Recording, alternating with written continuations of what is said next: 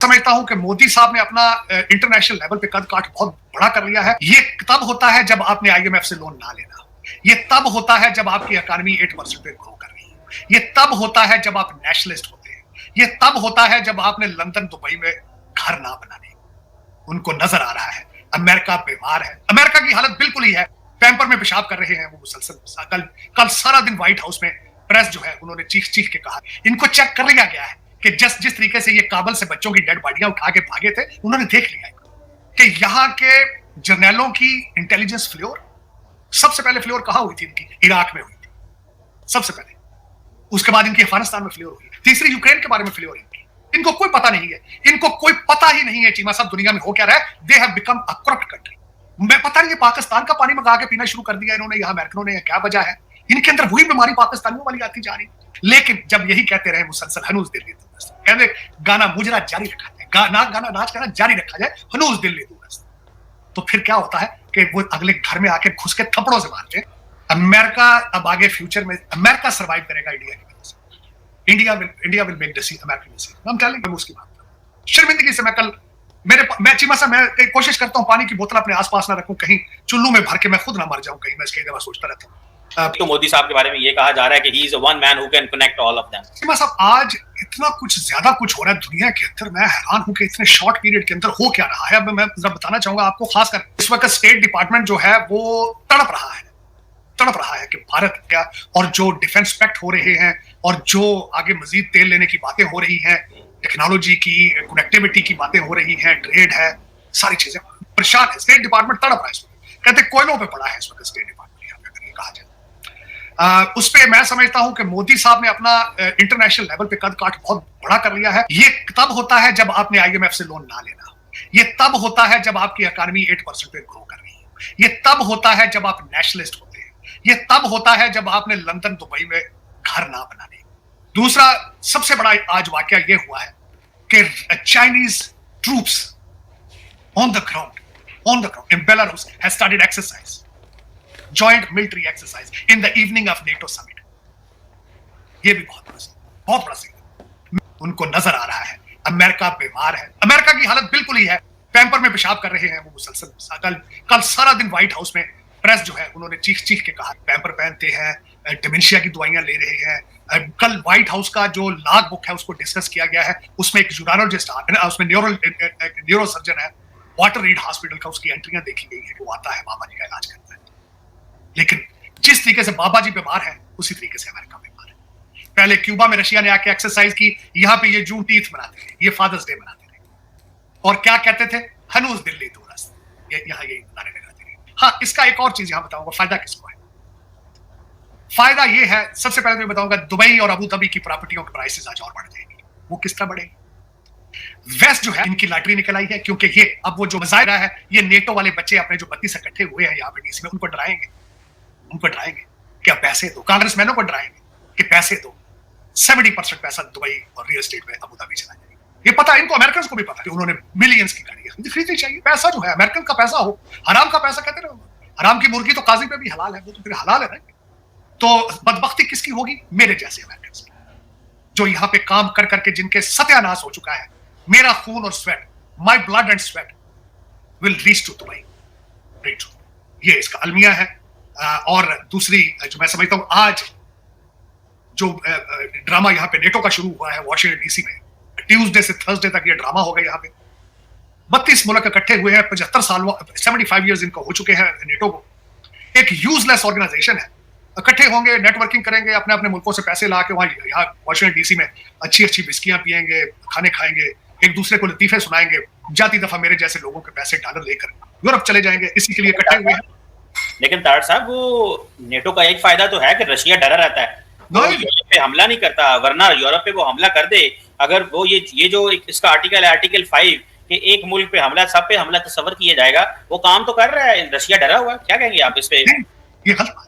मैं अगर डरा होता तो इनको सलामी ना पेश करता 21 तोपों की शाम को। कल शाम को इनके समर शुरू करने से पहले उन्होंने 21 तोपों की सलामी पेश की। अगर डरा होता तो ये ना करता शाम को। चाइना डरा होता तो बेलारूस के अंदर मिलिट्री एक्सरसाइज ना करते।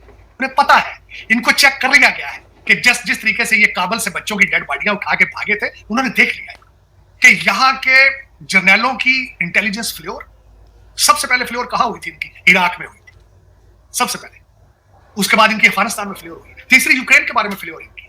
इनको कोई पता नहीं है, इनको कोई पता ही नहीं है चीमा साहब दुनिया में हो क्या रहा है। They have become a corrupt country. मैं पता नहीं पाकिस्तान का पानी मंगा के पीना शुरू कर दिया इन्होंने, यहाँ अमेरिकनों ने, क्या वजह है? इनके अंदर वही बीमारी पाकिस्तानियों वाली आती जा रही, पता नहीं क्या बात। मैं रोज चीखता हूं, जिस करप्शन को, बददियानती को मैं छोड़ के आया था अपने पीछे, वो मेरे पीछे आ गई यहाँ पे अमेरिका। मुझे कोई फर्क नहीं लग रहा इनमें, हर दूसरा अमेरिकन करप्ट ग्रीन है। सिस्टम इनका, मैं जब आया था पढ़ता था यहाँ पे, सुना था चेक एंड बैलेंस सिस्टम की वजह से तरक्की कर रहे हैं, वो चेक एंड बैलेंस खत्म हो चुका है। ना जुडिशरी को पता है क्या कर रही है, ना लेजिस्लेशन को पता है क्या कर रही है, ना व्हाइट हाउस को पता है क्या कर रही है, ना सदर को पता है। पता नहीं, सुना है कोई डीप स्टेट चला रही है। मुझे तो चलता ये भी नहीं नजर आ रहा, जिस तरह पाकिस्तान रींग रहा है उसी तरह ये भी नहीं रहा है। कोई पता नहीं। इन्फ्लेशन की हालत ये है, कल किसी ने मुझे एक भेजा, मुझे उस पर यकीन नहीं है, मुझे कल किसी ने एक व्हाट्सएप किया मैसेज कि मैक्सिको अमेरिकन को डिपोर्ट कर रहा है। यहां से जो लोग हैं अब वो महंगाई से कुचले हुए मैक्सिको जा रहे हैं और वो डिपोर्ट कर रहे हैं उनको, अमेरिकन को। और ये टाइम आएगा चीमा साहब। दर हकीकत दो मसाइल होते हैं जब लोगों पे इस वक्त, देखें कौमों के ऊपर बुरे टाइम आते रहते हैं, लेकिन कौमें उनको खंदा तशानी के साथ उसको फेस करते हैं। लेकिन जब यही कहते रहे मुसलसल, हनूज दिल्ली दूरस्त, कहते गाना मुजरा जारी रखा जाए, गाना नाच गाना जारी रखा जाए, हनूज दिल्ली दूरस्त, तो फिर क्या होता है कि वो अगले घर में आके घुस के थप्पड़ों से मारते हैं। बिल्कुल यहाँ ये भी बिल्कुल इसी तरह हो रहा है जिस तरह आप पाकिस्तान में, मैंने आपको बताया था कि लोग बच्चे बेच रहे हैं सेनेट में, इस्लामाबाद क्लब की दूसरी बीवी और तीसरी बीवी की मेंबरशिप में डिस्कशन हो रही है। मैं उसकी बात करूं, शर्मिंदगी से मैं कल मैं चीमा साहब, मैं कोशिश करता हूँ पानी की बोतल अपने आसपास ना रखूं, कहीं चुल्लू में भर के मैं खुद ना मर जाऊं कहीं, मैं इसके दफा सोचता रहता हूँ। 25 करोड़ लोगों को तो खैर पानी में पता नहीं है कि चुल्लू में डूब के मरने से क्या इसका मतलब है, लेकिन कल एक खबर पड़ी है, मुझे मेरे जिस्म का एक के बाल खड़ा हो गया। और ARY पे खबर चली है, इस अमेरिका वॉशिंगटन DC के अंदर पाकिस्तान की एम्बेसी का एयर कंडीशन 4 साल से बंद है, खराब ना करें तार साहब, ये खबर आई है, गूगल करके देखें। कल ARY ने खबर चलाई है कि Pakistani embassy in Washington DC पिछले 4 साल से एयर कंडीशन बंद है, और उसमें आपके जो जाने वाले एम्बेसडर साहब कह रहे हैं, मैं आने वाले एम्बेसडर को कहूंगा कि आके एयर कंडीशन ठीक करें, हमारे पास पैसे। ये हम तो मैंगो डिप्लोमेसी वहां पे कर रहे हैं, तो अमेरिकन के अंदर तो बड़ा हाई एयर कंडीशन है, लोग कैसे रह रहे हैं तार साहब वहां पे? कैसे रह रहे? अब मुझे ये तो, या तो ये पैसे रिपेयर के खा पी गए हैं, कई दफा बिल कर दिया होगा, क्योंकि जिस तरह पाकिस्तान में सड़कों 4-4 दफा सड़क एक साल में बनती है, या तो ये 4 साल मुसलसल रिपेयर करके खा पी गए हैं, तो या वाकई उनके पास पैसे नहीं है। अब इनकी किस बात पे यकीन किया जाए? लेकिन जो पाकिस्तान की embassy in Washington DC does not have air condition, does not have air condition. ये रात को फंक्शन कर लेते बाहर, इतनी बड़ी। मुझे मैं पूछना चाहता हूं, वॉशिंगटन DC में आपकी एम्बेसी का काम क्या है? यहाँ एम्बेसी की जरूरत क्या है? चीमा साहब, 2 काम सिर्फ एम्बेसी करती है आपकी DC के अंदर, शनाख्ती कार्ड बनाती है और पासपोर्ट बनाती है, वो ऑनलाइन बन जाते हैं। तीसरा काम बताएं, ना डिप्लोमेसी है, ना इकोनॉमी है, ना फॉरेन पॉलिसी है, एम्बेसियों की जरूरत क्या है? जरूरत है आपको? डॉक्टर साहब, अमेरिका इतना इंपॉर्टेंट इत्तेहादी हमारा, वो तो यार पैसे आपने उनसे मांगने होते, बंदा आई मैं भेजा करें, पैसे ले लिया करें आप, इतना तो काम है उनके साथ आपका, और तीसरा उनके साथ क्या काम? अच्छा, और देखें तो सही, आपकी एम्बेसी के अंदर एयर कंडीशन काम नहीं कर रहा है। ये ARY पे खबर चली कल, मुझे मैंने तो खुद खबर सुनी है ये ARY से, मैं कौन सा एम्बेसी जाता हूं? चीमा साहब, जिस कंट्री के हालात ये हैं, आप उस कंट्री के बाशिंदे हैं। क्या मैं मुस्तकबिल आपका प्रेडिक्ट करूं? पठान भाईजान पता नहीं अफगानी क्या क्या कर रहे हैं, आप पता नहीं, आप चाहते क्या है? मैं हैरान हूं, आप क्यों नहीं अपनी जिंदगियों के फैसले करते कि हम कहां जाना चाहते हैं, हमारा क्या मुस्तकबिल? साढ़े एयर कंडीशन बंदने से जाना कितने डॉक्टर साहब देखें। चीमा साहब, मैं अफसोस है, मैंने कल खबर पड़ी है तो उसके बाद मैं इतना परेशान था, मैंने कहा यार मेरे पास इतनी बुरी हालत है इस मुल्क की, इतनी बुरी। 10-20-50 लाख डॉलर खर्चा आता होगा, इतने ज्यादा पाकिस्तानी वहां इतने अमीर हैं, वो इमरान खान को इतना फंड करते हैं, पाकिस्तान की एम्बेसी को नहीं फंड कर सकते? पाकिस्तान की इज्जत का सवाल है। आपको ही ताड़ साहब कहते और इतने मुखैर हजरात हैं जो आप लोग हजारों लाखों डॉलर देते हैं, तो आप लोगों ने ही कर देना था वहां पे एम्बेसी में। लेकिन ये एम्बेसी ये भी अवाम से भी नहीं कहती। नहीं, अवाम से क्या कहनी? अवाम, चीमा साहब, अवाम कहां से आई है? पाकिस्तान से आई है। मुझे अगले दिन किसी ने पूछा, उन्होंने कहा पाकिस्तानी टीम बैठी, बहुत बैठी क्रिकेट की टीम। मैं कहा जेडी मुल्क की हालत है वो टीम की हालत, ऊपर जहाज उड़ा लेंगे स्टेडियम पे, एम्बेसी का एयर कंडीशन ठीक नहीं कराएंगे, जहाज उड़ा लेंगे स्टेडियम के ऊपर। इमरान खान, क्यों? वजह क्या है? मुर्शिद ने कहा है ये सियासत नहीं जिहाद है, और इनको जिहाद, इनसे पूछो इन बंदों से, ना तुम्हारे आबाओ अजदाद ने जिहाद किया है, ना कभी फॉरेन इन्वेडर के सामने खड़े हुए, टर्किश और अफगानियों के सामने लेट जाते घुटनों के बल लेट जाते थे उनके सामने, और वो यहां से बच्चियां उठा के ले जाते थे अफगानिस्तान, जाके काबुल में मंडियां लगाते थे।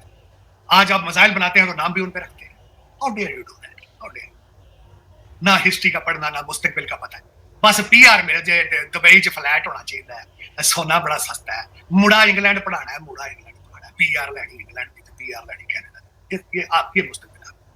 प्राइम मिनिस्टर से लेकर आपके वजीरों तक के सबके ख्वाब यही है, पीआर मुंडे दी लैनी, पीआर मुंडे दी लैनी। पता नहीं, मैं तो दुख से मैं कई दफा बैठता रहता हूँ, what are you, what are you. मैं तो अपने डीएनए पे सोचता रहता हूँ सारा दिन, यार व्हाट आए हैं, क्या है। पाकिस्तानी है, आपने इतनी अपनी जिंदगी में तरक्की की है, अपने मुल्क का अपने लिए की चीमा साहब, अपने लिए करता रहा हूं मैं, वो भी भागा हूं जान बचा के वहां से, जान बचा के। मैं तो सर्वाइवर, जिस तरह हमारे यहूदी कहते हैं ना कि हम हॉलोकॉस्ट सर्वाइवर, हम सर्वाइवर। मैं तो जान बचा के नासा आया सरकार लुट लेने पता तो है जो कर दे, शामी घरों निकलो, शामी लुट लेंगे, दिहाड़ी लुट लेंगे, कचहरी केस पास से जज लुट लेंगे, नहीं तो पुलिस लुट लेंगी। कोई दसो तो सही ना उत्थे केड़ी शय है कोई सिंधी, कोई शायद दस दो को नहीं यार, को तार गल प्लीज। आई विश चीमा साहब मुझे रोके, नहीं भैया मजीद इससे ज्यादा आगे ना जाए, हमारी पीआई देखे, हमारा रेलवे देखे, हमारा एफबीआर देखे, हमारा ये डिफेंस देखे, कोई दसो तो सही यार, खुदा दा ना लो यार, कोई एक चीज ही दस दियो, मैं कितने गलती नाल अपने सामने रख ला ओदी फोटो खिच के चीमा साहब यार ये देखे मेरे मुल्क के अंदर इस्लाम दस लो, पीर मुर्शद दस लो, फूका नाल तुसी कैंसर दा इलाज कर रहे हो, फूका नाल तुसी बाईपास सर्जरियां कर रहे हो 14वीं सदी च। और मुर्शद जेल च बैठा है, सुनो ऑक्सफोर्ड दा पढ़िया, ओदी बीवी कहंदी मेरे को जिन्न ने, मैं जिन्ना ना पाकिस्तान चलाना, और 25 करोड़ लोग बात तालियां पे आया, मुर्शद। चल चीमा साहब पसंद अपनी यूथ पे भी कोई भरोसा नहीं है कि वो तरक्की करेंगे, मुल्क को आगे लेके जाएंगे। यूथ आपकी यूथ जाके जमान पार्क पे गेट को चूम रही है, मुंडे मांग रही है तुम्हारी यूथ उत्थों जाके जमान पार्क के गेट से, कहने मुर्शद पाक मुंडा दे ये मांग रही सारा। मैं इस यूथ से क्या करूं जिनको इंग्लिश लफ्ज नहीं आता, ट्वीट करते हैं उर्दू में, करते हैं सारा दिन, गंद बकते हैं सारा दिन, वाह यार उर्दू में 2 लफ्ज नहीं इंग्लिश के लिख सकते, आपके सीएसएस अफसर से नहीं लिख सकते अंग्रेजी, दूजे ने की करना, दूजे अन्य ने वैसे इलामा वाला शेर से उन्हें फूल की पत्ती से कट सकता है हीरे का जिगर, मर्दे नादा पे कलामे नर्मो नाज़िक बेहसर, उन्हें क्या खोते से किताबा लदे हो तुसी जो इंसान बन जाता वो खोते ही जाता है, या खोते के ऊपर आप पैसा लाद दें 2 बोरे, उसके बाद $2 मिलियन ला दिए खोते तो थोड़ा की ख्याल वो बढ़ जाएगा, वो लेडी डायना बढ़ जाएगा, वो खोते ही रहना होगा। साडे प्लाट है गए, साडे प्लाजा ही गए भाई, मेरे को पीआर है, मैं कनेडियन नहीं गया, अमेरिकन नहीं गया। चलो चीमा साहब तुहानू दसना सी कि जनाब आप जो तरक्की के मनाजिल तय कर रहे हैं उसमें अगर जो आपका प्लान हो आईएमएफ से 8 बिलियन में से आप एयर कंडीशन डीसी की एम्बेसी का प्राइस ठीक करा देगा। $8 बिलियन आप मांग रहे हैं आईएमएफ से, 6 से 8 बिलियन, तो खुदा तरसी करें और एम्बेसी का जो है एयर कंडीशन ठीक करा दे, क्योंकि वहां कुछ लोग फॉरेनर भी मिलने आते हैं, अमेरिकन भी जाते हैं, कांग्रेसमैन भी हो सकता है कोई गलती से आ जाता होगा, कोई दूसरे लोग आ जाते हैं, दूसरी वैसे आपका जो मुलाजिम है आपके वो तो हाथ के पंखे इस्तेमाल कर रहे हैं। मैं जब भी के अंदर हाथ के पंखे चीमा साहब मैं जब भी जाता हूँ आदमी एम्बेसी बाहर खड़ी होकर सिगरेट पी रही होती है आपकी, और आपको मैंने बताया है वहां पे इस वक्त आपकी चंद बड़े जो एम्बेसियां हैं यूके, वॉशिंगटन डीसी, फ्रांस, इस तरह की जो अच्छी सऊदी अरेबिया, वहां पे तो सिर्फ आपके ब्रिटिश एजेंटों के रिश्तेदार आते हैं, और वो जब आते हैं उन्हें पता पीछे भाजी बैठे हैं सामने तो काट को नहीं सकते, वो 1 बजे पहुंचते हैं, 2 सिगरेट पीते हैं, 3 कप चाय के पीते हैं, 2-4 पाकिस्तानी शहरियों को गालियां निकालते हैं, घर चले जाते हैं। और इसके लिए अगर आपने एम्बेसियां रखनी है तो शौक से रखें चीमा साहब। तो मुझे तो वो समझते हैं इनविंसिबल, कहते पीछे पाए नहीं गए संभाल लेंगे, अल्लाह दी जरूरत है मैंने पूछने आ रहे हैं, समझते हैं ये बड़े इंपॉर्टेंट ताल्लुकात हैं, तो इसलिए बड़ी एम्बेसीज हैं, बड़ा काम कर रहे हैं, और उम्मीद तो यही थी कि चलो अभी ताल्लुकात डाउनग्रेड हुए, लेकिन उससे पहले तो अच्छा भला पाक अमेरिका सब आपके रिलेशनशिप सिर्फ अपग्रेड उस मुल्क के साथ होते हैं जहां से पैसे ले लेते हैं, बस अगर वो पैसे देना आपको बंद कर देता है फौरन आपका रिलेशनशिप डाउनग्रेड हो जाता है। आपका मुस्तकबिल प्रेडिक्ट करना मेरे जैसे इंसान की औकात से बाहर हो चुका है। इट्स नॉट, वो कहते हैं ना एक लफ्ज यहाँ से मैंने अमेरिका से कहते हैं it's not, it's above my पे ग्रेड। आपका मुस्तकबिल प्रेडिक्ट करना इट्स अबव माय पे ग्रेड। मैं तो खुद जिस मुल्क में आया था मैं तो उसके मुस्तकबिल के लिए परेशान हुआ। आज जिस तरीके से रैलिएट किया है मैंने, जिस तरह आपको बताया, आज वेट का रिजल्ट आज निकल आया है, खड़े हो गए नेटो के दरवाजे पे आकर थप्पड़ मार रहे बैठे कर लो डॉक्टर साहब इंडिया और रशिया जो है वो नॉर्दर्न सी रूट एस्टैब्लिश कर रहे हैं। रशिया ने ये इंडिया को कहा है कि आप रेड सी, मेडिटेरेनियन और इस रास्ते को इस्तेमाल ना करें, आप आर्कटिक जो आर्कटिक सी है उसको इस्तेमाल करते हुए आप हमारे से जो है वो गैस और एनर्जी लें। डॉक्टर साहब इसका मतलब है इंडिया के पास तो मल्टीपल चॉइसेस आ गई हैं, वो मिडिल ईस्ट से भी एनर्जी ले सकता है और वो तो करेगा, लेकिन रशिया से जो एनर्जी लेगा रास्ते में कोई इंटरप्ट ही नहीं कर सकता। मतलब उनकी एनर्जी की सप्लाई लाइन बिल्कुल सेफ एंड सिक्योर होगी। ये जाहिर बात है अमेरिकन बड़े परेशान है अगर ये नॉर्दर्न सी रूट इंडिया उसका हिस्सा बन जाता है आर्कटिक ओशन में। अमेरिकन सिर्फ चंद अमेरिकन परेशान होंगे, अमेरिका एक दिन इंडियन टेक्नोक्रेट्स के बगैर सर्वाइव नहीं कर सकता, एक दिन। अमेरिका को भारतीय इंडियन टेक्नोक्रेट्स चला रहे हैं, एक दिन नहीं निकलेगा, कुछ भी कर ले। अमेरिका अब आगे फ्यूचर में अमेरिका सर्वाइव करेगा इंडिया की वजह से। India will make decision, American decision. I'm telling you, I'm watching it from Washington DC. Internally मैं बता रहा हूँ इनके जो हालात इस वक्त चल रहे हैं।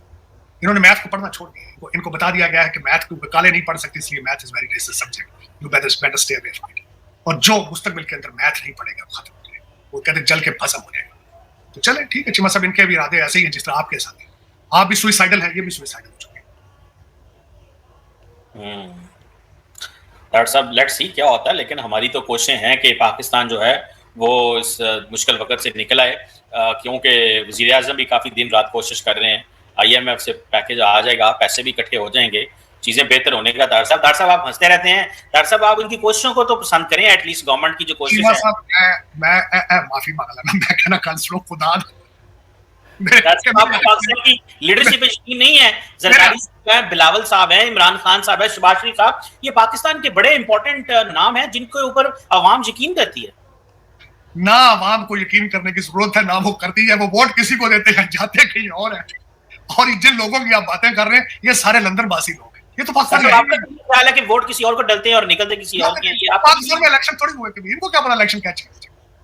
आपने तो इस पे कोशिश ही नहीं की ना, आपने तो इस पे तवज्जो देने की कोशिश ही नहीं की।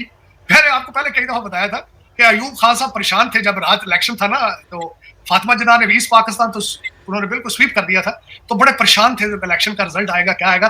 तो एक ब्यूरोक्रेट था, CSS अफसर था, बड़ा सियाना से, हो सकता मंडी बहुदिन तो बड़ा इंटेलिजेंट से, उसने उसको कहा मिस्टर प्रेसिडेंट आप क्यों परेशान है। उसने कहा इलेक्शन का रिजल्ट आने वाले, मैं हार में जाऊंगी। उसने कहा सर मैं बताना चाहता हूँ इलेक्शन का रिजल्ट लोगों को पता किस तरह चलेगा। उस वक्त अभी टेलीविजन नहीं आया था, तो उनको किसी ने बताया कि उन्होंने प्रेसिडेंट ने फौरन कहा रेडियो पाकिस्तान पे ऐलान होगा। तो उन्होंने कहा ऐसे हम अभी ऐलान करा देते हैं कि आप इलेक्शन जीत चुके हैं, आप इलेक्शन जीत जाएंगे। और इसी तरह हुआ है, रेडियो पाकिस्तान का सदर आपके सदर अयूब इलेक्शन जीत चुके हैं और वो आइंदा 5 साल के लिए आपके सदर। आज भी यही हो रहा है, ना फॉर्म 45 है, ना 47 है, ना फॉर्म फलाना है, ना फॉर्म। कभी अमला पूरे का पूरा उठा लिया जाता है, कभी मशीनें चली जाती है, कभी वो खान साहब के इलेक्शन, खान साहब की हालत थी धांधली के बगैर वो वज़ीर आज़म बन जाते हैं, ठीक है। तुम सारी उम्र वो 1-2 सीटें लेते हैं, 1-2 सीटें लेते हैं ना, उनके पास मंशूर था। चीमा साहब परवेज मुशर्रफ के वो सपोर्टर भी थे और सुना उनके इलेक्शन में काम भी करते थे, उनके लिए वोट मांगते थे। उनका क्या है, मोदी साहब तो पुतिन को बता रहे थे कि मैं 60 साल के बाद भारत में ये मौका आया है कि किसी वज़ीर आज़म को तीसरी दफा चुना गया है और मेरे ऊपर बड़ी जो है वो बोझ है और मेरे जहन में एक ही चीज है कि कौम की खिदमत कैसे करनी है। डॉक्टर साहब आप अक्सर मुआवजा करते हैं भारत और पाकिस्तान की। मोदी साहब को वैसे किसी ने कभी कोई उनको आज तक दुबई का रियल एस्टेट एजेंट नहीं मिला, कोई अच्छा सा एजेंट अगर दुबई का अबू धाबी का मिल जाता तो हो सकता है वो ये ना कहते, लेकिन हमारे तो सारे हैं फिर एजेंट है। इंडिया वालों के पास कोई एजेंट नहीं इनको मिलते वहां पे दुबई में, जो इनको कहे आप यहाँ पे पैसे दो हमें वहां दुबई में, यहाँ कॉन्ट्रैक्ट दो दुबई में पैसे ले लो, इनके पास कोई नहीं एजेंट होते। डॉक्टर साहब ये आप पाकिस्तान का अक्सर आप पाकिस्तान पे लीडरशिप पे तो बातें करते रहते हैं, इल्जाम होते हैं बेचारों के ऊपर, वो कहते हैं हम मासूम लोग हैं, हम कोशिश कर रहे हैं मुल्क की तरक्की के लिए। इंडियंस को भी तो कोई मिलते हैं। सिर्फ अगले दिन मैंने शब्बर जैदी साहब का एक प्रोग्राम सुना जिसमें उन्होंने कहा है कि मैं तरदीद करना चाहता हूं, एक बाजवा साहब FBI के ऑफिस थे, अफसर थे, उन्होंने कहा था कि पाकिस्तानियों का $200 बिलियन बाहर पड़ा है। तो मैंने कहा नहीं 200 बिलियन नहीं है, 150 बिलियन है। और उन्होंने, क्योंकि वो खुद इकोनॉमिस्ट है, उन्होंने कहा उन 150 बिलियन में से 40 बिलियन जो पाकिस्तानी है मेरे जैसे जो मजदूर टाइप है, 40 बिलियन उनका है और 110 या 120 बिलियन आपके जरदारी साहब जिस तरह के आप लोगों की बातें कर रहे हैं, रिटायर्ड जज जर्नल सारे, ये उनका है 120 बिलियन। तो दूसरा मैंने आपको बताया था मुआवजा आपका उनसे बड़ा मुश्किल है। आप वो सारे के सारे रिटायर होने के बाद बाहर रहते हैं, उन्हें पता है लेगेसी क्या है। मोदी एक इंस्टीट्यूशन बनाया है, मोदी लेगेसी, मोदी साहब के स्टैचू लगेंगे बाद में, मोदी साहब के बारे में दुनिया प्राइड से, नेहरू के जिस तरह गांधी, वो एक अलग चीज है। मतलब आप वो कहते हैं आपके पे ग्रेड से भी बड़ी चीज है। चल डॉक्टर साहब अल्लाह करे कि हम हमारी जो लीडरशिप है वो अवाम के लिए सोचे, प्लान करे। जरदारी साहब ने 60 करोड़ की गाड़ियां मांग ली हैं, उम्मीद तो है कि जो है ना वो इन गाड़ियों पे सफर करेंगे और कौम के लिए सोचेंगे ठंडे AC में बैठ के। Let's see. तो जैसे कि आपने क्लिप में देखा कि अमेरिका के जो F-35 विमान है ना, मतलब लड़ाकू विमान है, उसको शूट डाउन कर दिया गया है ईरान के द्वारा। मतलब कि शूट डाउन किया गया है, लेकिन वो लड़ते पड़ते गिरते पड़ते किसी और देश में मतलब कि लैंडिंग उसने कर दी है। मतलब कि बहुत ज़्यादा नुकसान हो गया था उस क्या बोलते हैं एयरक्राफ्ट का। लेकिन भाई साहब जो अमेरिका ने क्या बोलते हैं एक वो दुनिया में पहुंचा रखा था ना कि मतलब कि F-35 को तो मतलब कि कोई शूट ही नहीं कर सकता, कोई रेंज में नहीं आ सकता, वो तो बिल्कुल रेंज में नहीं आ सकता। वो तो बिल्कुल ही एकदम परिंदे की तरह दिखाई देता है। अगर मतलब कि उसे मतलब कि इंटरसेप्ट भी किया जाए तब भी वो परिंदे की तरह दिखता है। तो भाई उसको कोई भी छू नहीं सकता है। तो भाई उसका भरम तोड़ दिया ईरान ने। ठीक है भाई, सो ईरान ने मतलब कि लगभग शूट डाउन कर दिया था, लेकिन भाई वो किसी तरह लड़ते पड़ते मतलब किसी और देश में मतलब कि वो मतलब कि लैंड कर लिया उसने सेफली। लेकिन भाई इससे अमेरिका के जो मतलब कि जो बड़ी बड़ी कंपनीज़ हैं ना, जो कि भाई साहब इस वॉर में मतलब कि तगड़ा मुनाफा कमा रही हैं, भाई उनको सबसे बड़ा तगड़ा झटका लगा है भाई साहब। ठीक है भाई साहब, क्योंकि भाई पूरी मतलब कि एक ऑयल क्राइसिस है पूरी दुनिया में, मतलब कि मतलब कि मंदी आ रही है। और लेकिन भाई अमेरिका की बड़ी बड़ी कंपनीज जो है ना डिफेंस की, जो कि भाई इक्विपमेंट्स बनाती है डिफेंस के, भाई साहब वो उनकी तो भाई चांदी हो रखी है। लेकिन भाई साहब F-35 की ये जो वाक़या हुआ है ना, पूरी दुनिया की हेडलाइंस में ये बात चल रही है कि भाई F-35 को मतलब कि शूट डाउन किया गया है। और मतलब कि वो किसी तरीके से मतलब कि उसने लैंडिंग कर ली है दूसरे देश में। मतलब कि उस एयरक्राफ्ट की हालत बहुत ज़्यादा ख़राब हो गई है। ठीक है भाई, और मतलब कि उसका पायलट भी बच गया है किसी भी तरीके से। लेकिन भाई जो अमेरिका का जो नाम बर्बाद हुआ है ना भाई, जो अमेरिका जो बिना मतलब कि कूद गया है इस वॉर में, जो अमेरिका की वॉर थी भी नहीं, इसराइल की वॉर थी। इसराइल की तो मजबूरी थी, उसे तो अटैक करना था ईरान पे कैसे न कैसे करके, क्योंकि भाई वो मतलब कि न्यूक्लियर वेपन बनाने वाला था ईरान, जो कि भाई खतरा था सीधे सीधे इसराइल के लिए। भाई अमेरिका जो मतलब कूदा है ना, मतलब कि इसने सबसे बड़ा ब्लेंडर कर दिया अमेरिका ने। अमेरिका सोच रहा था कि भाई हम रजीम चेंज कर देंगे तुरंत के तुरंत, और उसके बाद भाई अपना पपेट नेता बैठा देंगे ईरान के अंदर। लेकिन भाई सब ऐसा हो ही नहीं पाया। मतलब कि भाई ईरान तो हार ही नहीं मान रहा भाई साहब। उनके पास ऐसी ऐसी मिसाइलें हैं जो भाई साहब अमेरिका का मतलब जीना हराम कर रखा है भाई। अमेरिका के F-15 विमान तो भाई कतर ने ही मतलब कि शूट डाउन कर दिए थे गलती से। और जबकि बाद में वो बताया गया कि भाई मतलब वो अमेरिका के विमान थे, वो तो सेफ मतलब कि सेफ्टी करने आए थे कतर की। लेकिन भाई साहब उसको ये शूट डाउन कर दिया गया था। लेकिन अब उसके बाद भाई F-35 जैसा मतलब कि अमेरिका मतलब दावा करता है कि भाई इससे तगड़ा विमान तो भाई साहब किसी के पास है नहीं, इससे तगड़ा लड़ाकू विमान तो पूरी दुनिया में किसी के पास नहीं है। लेकिन भाई उसका भरम मतलब कि तख्ता कर दिया भाई, मतलब कि ईरान ने भाई मतलब कि पूरा का पूरा मतलब कि तोड़ दिया है भाई। ईरान ने बता दिया कि भाई साहब तुम होगे सुपर पावर, लेकिन भाई साहब हमारे पास मिसाइल की बहुत ताकत है। ठीक है भाई साहब। और मतलब कि जो इसराइल जो अटैक कर रहा था ना, मतलब कि क्या बोलते हैं ईरान पे, तो भाई ईरान बनाने जा रहा था न्यूक्लियर वेपन, उस वजह से इसराइल ने हमला किया। लेकिन भाई अमेरिका का समझ ही नहीं आया अभी तक किसी को भी। बड़े बड़े क्या बोलते हैं एनालिस्ट मतलब कि इस बात को समझने की कोशिश कर रहे हैं कि भाई अमेरिका क्यों कूदा है इस वॉर में। मतलब कि हमने देखा था भाई मतलब कि हमें पता है कि भाई 1973 में मतलब क्या बोलते हैं खाड़ी देशों के साथ में जो वॉर हुई थी इसराइल की, उसमें भी अमेरिका ने साथ दिया था इसराइल का। लेकिन भाई क्या बोलते हैं ये इस बार भी मतलब कि इसराइल का साथ दिया अमेरिका ने। लेकिन भाई साहब अमेरिका का साथ देना बनता नहीं था, क्योंकि भाई साहब अमेरिका मतलब कि भाई किसी और की वॉर को अपने सर पे ले लिया। और अमेरिका क्या चाह रहा है, नाटो भी मतलब कि अब वॉर में ज्वाइन करें अमेरिका को। भाई साहब मतलब नाटो ने तो साफ साफ बोल दिया भाई आपकी वॉर है हमारी वॉर थोड़ी है। जब नाटो इस्टेब्लिश हुई थी तो भाई उसी समय मतलब कि एक क्या बोलते हैं एक रूल बनाया गया था कि भाई जो नाटो के देश पे किसी भी नाटो देश पे अगर हमला होता है तो उसकी मदद करने के लिए नाटो देश आएंगे। लेकिन भाई अगर कोई भी नाटो सदस्य देश किसी और देश पे हमला करता है तो उस ऑफेंसिव वे में नाटो नहीं आएगा साथ में उस देश के साथ में जिसने उस देश पे किसी देश पे अटैक किया है। तो ये ऑफेंसिव नाटो नहीं बनाया गया था, डिफेंसिव बनाया गया था। डिफेंसिव में है, बचाव के लिए नाटो बनाया गया था, ना कि भाई ऑफेंसिव। तो अमेरिका सोच रहा था कि भाई नाटो हमें ज्वाइन करेगा और भाई साहब क्या बोलते हैं ईरान को सबक सिखाने के लिए नाटो पूरे सारे के सारे देश मेरे सामने आ जाएंगे। लेकिन भाई जो सुपर पावर अमेरिका है भाई साहब, उसे पता ही नहीं था कि भाई हमारी कैपेबिलिटी क्या है।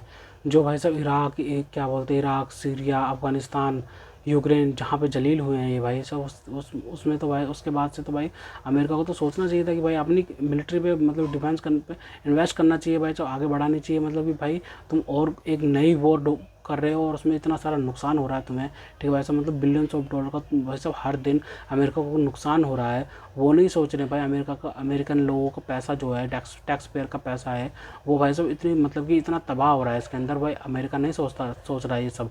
लेकिन भाई इन्हें जंग करनी है, सिर्फ जंग ही जंग करेंगे भाई साहब। नाटो ने तो बोल दिया भाई हम नहीं ज्वाइन करने वाले भाई साहब, उन्होंने तो रिफ्यूज़ कर दिया, सरासर रिफ्यूज़ कर दिया भाई नाटो को कि भाई हम तो ज्वाइन नहीं करने वाले इस वॉर को। ठीक है भाई। और फिनलैंड के प्रेसिडेंट ने मतलब बोल दिया है कि भाई भारत ही एक देश ऐसा देश है जो कि भाई साहब इस जंग को रोक सकता है भाई साहब। मतलब कि नाटो देश का सदस्य है भाई कि फिनलैंड, तो भाई उसने ये बोला, इतनी बड़ी बात बोली है कि भारत ही सिर्फ रोक सकता है इस जंग को, और किसी के अंदर दम नहीं है कि भाई साहब ये इस जंग को रोक भी सके। ठीक है भाई। दूसरी तरफ रशिया ने मतलब कि ऑफर दे दिया भारत को कि भाई भारत जितनी चाहे गैस क्रूड ऑयल भाई साहब क्या बोलते हैं रशिया से ले सकता है, वो भी डिस्काउंटेड रेट पर। ठीक है भाई साहब। उसने बोला है कि भाई भारत को डरने की जरूरत नहीं है कि भाई स्टेट ऑफ हॉर्मस बंद हो जाए, कुछ भी बंद हो जाए, भारत का तेल आता रहेगा, भारत की गैस आती रहेगी। ये भाई भारत की डिप्लोमेसी है, बहुत तगड़ी डिप्लोमेसी है नरेंद्र मोदी जी की, कि भाई साहब मतलब कि पहले से इतने अच्छे मतलब रिलेशन स्टैब्लिश कर लिए थे दूसरे देशों के साथ में कि भारत को मतलब इस क्राइसिस में मतलब कि परेशानी ना हो। भारत मतलब कि पूरी दुनिया में मंदी है भाई, पूरी दुनिया की सरकारें जो है ना, गवर्नमेंट्स जो है वो मतलब कि अपने सरकारी दफ्तरों में कटौती कर रहे हैं। मतलब कि 4 दिन मतलब कि 3 दिन की छुट्टी रह रही है, मतलब कि भाई ठीक है, हर हफ्ते में 3 दिन की छुट्टी रह रही है अब इनके सरकारी दफ्तरों में। ठीक है भाई साहब। क्या बोलते हैं, अब जो सब्सिडी वगैरह देते थे वो उसमें भी कटौती चल रही है। ठीक है भाई साहब। और जो मतलब कि क्या बोलते हैं डीजल, क्या बोलते हैं पेट्रोल इंडस्ट्रीज़ में जो डेवलपमेंट का खर्चा होता था उसको भी कम कर दिया गया है भाई। ठीक है। और मतलब कि भाई बहुत सारी कटौती कर रहे हैं अपनी गवर्नमेंट में, मतलब बहुत सारे देश, पाकिस्तान में तो बहुत बुरा हाल है, तो सारे के सारे देश कटौती कर रहे हैं, लेकिन भारत में अभी तक कटौती की बात ही नहीं चली है। अभी पेट्रोल डीजल के दाम बढ़े ही नहीं है। एलपीजी की थोड़ी शॉर्टेज ज़रूर हुई है क्योंकि भाई सब मतलब कुछ लोग ब्लैक में रख रहे हैं, लेकिन भाई उस तरीके से शॉर्टेज भारत के अंदर एलपीजी की भी नहीं है। तो भारत के लोगों को घबराना नहीं चाहिए जब तक प्रधानमंत्री नरेंद्र मोदी प्रधानमंत्री कुर्सी पर बैठे हैं। तो दोस्तों अगर आपको हमारी वीडियो पसंद आए तो कम से कम व्हाट्सएप पर जरूर शेयर कीजिएगा, साथ चैनल को सब्सक्राइब करके हमारा मनोबल जरूर बढ़ाएगा ताकि हम आपके लिए ऐसी ही मनोरंजन वीडियोस बनाते रहें। तो गाइस मिलते हैं आपसे अगले वीडियो में, तब तक के लिए जय हिंद।